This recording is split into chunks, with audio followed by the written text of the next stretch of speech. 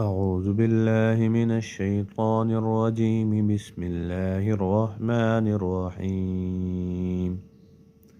فما لكم في المنافقين فئتين والله أركسهم بما كسبوا أتريدون أن تهدوا من أضل الله ومن يضلل الله فلن تجد له سبيلا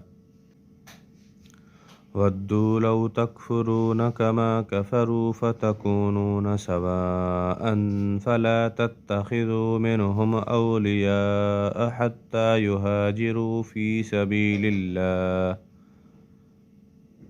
فإن تولوا فخذوهم واقتلوهم حيث وجدتموهم ولا تتخذوا منهم وليا ولا نصيرا إلا الذين يصلون إلى قوم بينكم وبينهم ميثاق أو جاءوكم حصرت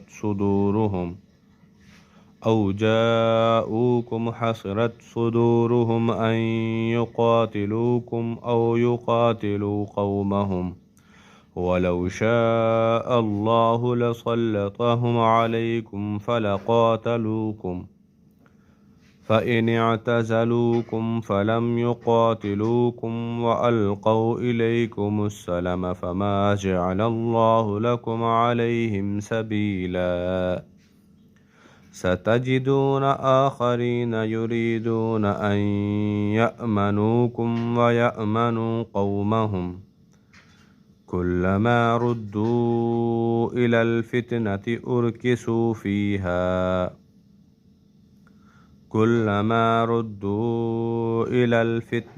أركسوا فيها فإن لم يعتزلوكم ويلقوا إليكم السلم ويكفوا أيديهم فخذوهم واقتلوهم حيث ثقفتموهم وأولئكم جعلنا لكم عليهم سلطانا مبينا. صدق الله العظيم.